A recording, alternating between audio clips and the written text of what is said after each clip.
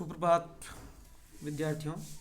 आज हम निराला जी की कविता भिक्षुक का अध्ययन करेंगे जो आपके पाठ्यक्रम में शामिल है। इस कविता में निराला की प्रगति चेतना और मानवतावाद की पराकाष्ठा का रूप यहाँ चित्रित होता है। भिक्षुक कविता निराला के परिमल काव्य संग्रह से ली गई है। यह जो परिमल काव्य संग्रह से हमने पहले भी एक कविता पढ़ी है, 1929 में यह प्रकाशित हुआ था। इस परिमल से यद्यपि निराला छायावादी कवि हैं, परंतु बाद में उन्होंने प्रगतिवाद और प्रयोगवाद में भी हाथ आजमाया, यानी वैसी भी कविताएं लिखी है जो प्रगतिवादियों ने और प्रयोगवादियों ने लिखी है। कहने का तात्पर्य है कि निराला ने अपनी हर प्रकार की हर विषय वस्तु को शामिल करते, हर तथ्य को शामिल करते और नए शिल्प में ढाल करके कविता लिखी। आपको ये भी पता होगा कि निराला ने ही हिंदी साहित्य में मुक्त छंद की शुरुआत की थी। तो ये कविता जो है भिक्षुक, यह भी मुक्त छंद में है। और हम बात करेंगे कि ये प्रगतिवाद क्या है। हिंदी में छायावाद के बाद 1936 ईस्वी के पश्चात लगभग 1943 और 45 के आसपास तक प्रगतिवाद नाम से एक युग चला। उसमें जो मार्क्सवादी चेतना से अनुप्रमाणित था, राजनीतिक के क्षेत्र में जो मार्क्सवाद था, साहित्य के क्षेत्र में वही प्रगतिवाद कहा गया। प्रगतिवादी कवियों ने शोषण का विरोध किया, शोषितों के प्रति सहानुभूति दिखाई, क्रांति का आह्वान किया तथा रूढ़ियों का खंडन किया। निराला भी रूढ़ि विरोधी एवं क्रांतिकारी कवि थे। उनकी कविताओं में सर्वत्र यह दिखता है। निराला ने शोषित वर्ग के प्रति गहरी सहानुभूति का प्रदर्शन किया है। उनकी कुछ ऐसी कविताएं हैं जो प्रगतिशील कविताएं, भिक्षुक, तोड़ती पत्थर, विधवा इत्यादि। और भिक्षुक और विधवा आपके पाठ्यक्रम में भी शामिल है। आज भिक्षुक पढ़ रहे हैं, विधवा का भी हम अध्ययन करेंगे। परिमल में यह कुछ प्रगतिशील रचनाएं उनकी और कुछ गीतिका में प्रकाशित उनके। तो ये गीत विधा है। नवगीत का भी जो बीजारोपण कर दिया था इन्होंने। प्रगतिशील चेतना है, प्रयोगवादी कवि तो है ही है ये, क्योंकि अपने कविताओं में इन्होंने नए नए प्रयोग किए हैं। छंद मुक्त कविताएं लिखी है। कविताओं में गेयता, संगीतात्मकता विद्यमान है, छंद के बिना भी। और भिक्षुक जो कविता है, निराला विचारों से जितने स्वाभिमानी, फक्कड़ और बेलाग बात करने वाले थे, हृदय से उतने ही अधिक भावुक और परोपकारी रहे। भिक्षुक कविता उनकी अतिशय भावुकता का प्रमाण है। भिक्षुक कविता में एक भिखारी है जो अपने 2 बच्चों के साथ भीख मांगने के लिए आता है। तो यह उनकी दुर्दशा, वेदना, दीनहीन, असहाय भिक्षुक के प्रति सहानुभूति व्यक्त करते हुई मानवतावादी दृष्टि, जो सामाजिक यथार्थ की अभिव्यक्ति है। और यह हर युग में कविता प्रासंगिक है, क्योंकि जो निराला ने यह कविता लिखी थी उस समय स्थिति थी, वो आज भी भिक्षुकों की स्थिति है। आज भी गरीब लोगों की वही स्थिति है और आज भी वही हालात, वही दृश्य हमें सड़कों पर कभी कभी दिखाई देते हैं। तो इस प्रकार ये करुणापूर्ण, मानववादी दृष्टि युक्त, सहानुभूति रखते हुए निराला जी बात करते हैं। वह आता 2 टूक कलेजे के करता, पछताता पथ पर आता।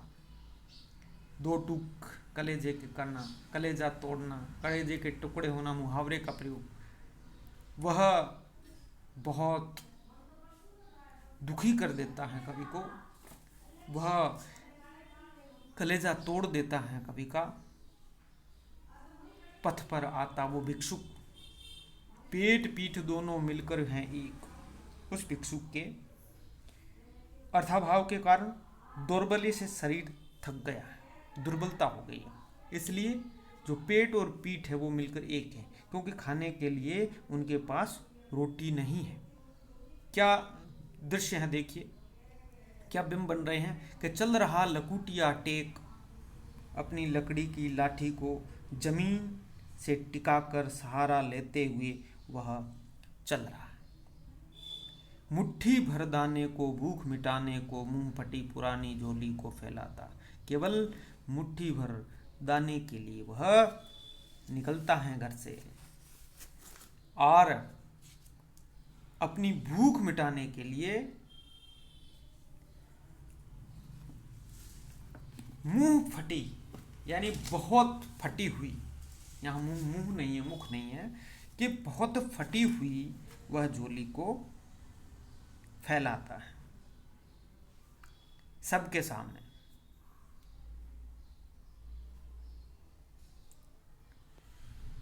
दो टूक कलेजे के करता था, पछताता पथ पर आता। वही बात, निराला मानवीय संवेदना से संपृक्त दीनहीन गरीब भिक्षुक के प्रति संवेदना व्यक्त करता है, या सहानुभूति सहयोग की भावना, उसकी दयनीय स्थिति का यथार्थ चित्रण, जो जैसा दिखा वैसा चित्रण। बहुत वेदना होती है उन्हें, कलेजा टूट जाता है, पर वह आता है, साथ दो बच्चे भी हैं, सदा हाथ फैलाए। क्या करें, दो बच्चे साथ में, क्या विसंगति, क्या विडंबना है हमारे समाज की। क्या इस पूंजीवादी समाज में एक तरफ अमीर अमीर होते जा रहे हैं, गरीब गरीब होते जा रहे हैं, और इनकी स्थिति देखिए। जो दो बच्चे हैं, बाएं से वे मलते हुए पेट को चलते, क्योंकि बहुत भूखे हैं, और दाहिना दया दृष्टि पाने की ओर बढ़ाए। दाहिना हाथ बढ़ाते हैं कि किसी की दया दृष्टि उन पर पड़ जाए। विपन्नता की मार से भिक्षुक का घर और भूखे बच्चे पेट भरने की तलाश में हाथ फैलाए उसके साथ घूम रहे हैं। भूख से सूख ओंठ जब जाते, दाता भाग्य विदाता से क्या पाते। प्रश्नवाचक से कुछ मिलता है क्या उनको? दया दृष्टि पाने के लिए हाथ तो फैला देते हैं, भूख से सूख जाते हैं ओंठ, पर जो देने वाला है वो उनको क्या देता है? कभी झिड़कियां देता है, गालियां देता है, फिर भी वो हिम्मत से हाथ फैलाने की हिम्मत करते हैं।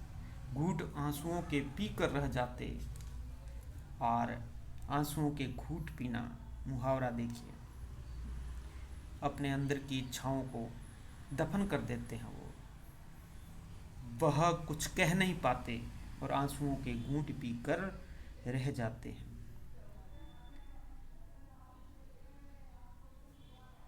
चाट रहे जूठी पत्तल वे सभी सड़क पर खड़े हुए, और झपट लेने को उनसे कुत्ते भी अड़े हुए। देखिए कितना यथार्थ चित्रण है। ये घटनाएं होती हैं जब उनको भिक्षा में कुछ नहीं मिलता है, तब धनिकों के घर के विवाह पश्चात या कुछ आयोजन के पश्चात जूठी पतलें जो सड़क पर डाली जाती है उनको वो चाटते हैं। पर उनका जो दुर्भाग्य ये है कि कुत्ते भी उनसे वो जूठी पतलें झपटने को आतुर हैं, अड़े हुए हैं। वो कह रहे कि ये तो हमारा हक है। यह कविता आपके पुस्तक में इतनी ही प्रकाशित है या छपी हुई है। इससे आगे भी 2-3 पंक्तियां हैं। ये देख पंक्तियां हैं उसको भी मैंने इसमें शामिल किया है, वो भी पढ़ लेते हैं। ठहरो अहो मेरे हृदय में है अमृत मैं सींच दूंगा, अभिमन्यु जैसे हो सकोगे तुम, तुम्हारे दुख में अपने हृदय में खींच लूँ। ये सामाजिक संरचना पर जो आक्रोश व्यक्त हुआ है कवि का। बाद में कवि कहता है ठहरो लूंगा, कवि हृदय में परोपकार की भावना जन्म ले रही है। इस दोहरी सामाजिक संरचना पर आक्रोश व्यक्त किया जा रहा है। यह यथार्थ चिंतन करते करते कभी उनका हमदर्द हो जाता है। कभी यह महसूस करता है उनकी वेदना, उनकी पीड़ा। ठहरो, क्या कहता है, अहो मेरे हृदय में है अमृत मैं सींच दूंगा। मेरे पास जो अमृत है, जो भी मेरे हृदय में परोपकार की भावना है, जो भी मेरे सहानुभूति है आपके प्रति, मैं तुम्हें उससे सींच दूंगा।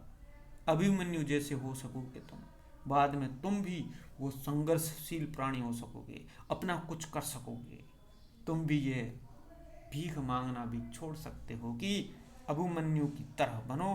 मैं तुम्हारा सहयोग करता हूँ और तुम्हारे दुख में अपने हृदय में खींच लूँगा। आपके जो दुख है, वो आपकी जो पीड़ा है, वो मेरी हृदय की पीड़ा है। मैं आपके साथ खड़ा हूँ। इसी प्रकार यह आह्वान भी है लोगों से कि आप भी इनके साथ खड़े रहें, आप इनको सहयोग करें, आप इनकी मदद करें कि आप इससे बाहर आएं। और वो मांग रहा है, उसने अपनी पूरी इज्जत वगैरह दांव पर लगा रखी है और उससे ज़्यादा वो क्या जलील होगा, और हम उसको और भी ज़्यादा जलील कर रहे हैं। तो इस प्रकार यह भिक्षुक कविता जो है निराला के मानवतावाद की प्रतिष्ठा और प्रगतिशील चेतना की कविता है। उनकी व्यथा, वेदना, पीड़ा की बयान करते हुए कविता है। गरीब, निर्धन, बेसहाराओं के प्रति सहानुभूति या मानवीय दृष्टिकोण रखने की परिचायक यह कविता है। वह कविता लाचारी में जो भिक्षुक हैं वह लाचार है, इसलिए वो भीख मांग रहा है। बाकी भीख मांगना किसी को भी पसंद नहीं है। सड़कों पर आते जाते इन भिक्षुकों को निराला जी ने देखा और उस समय यह कविता उनकी सामाजिक सहानुभूति को व्यक्त करते हुए पीड़ित, व्यथित और उपेक्षित व्यक्तियों के प्रति सहयोग और करुणा भाव और की सामाजिक चेतना की अभिव्यक्ति। तो इस प्रकार भिक्षु कविता जो आपके पाठ्यक्रम में है पूर्ण होती है। पढ़ें, ध्यान से समझें। धन्यवाद।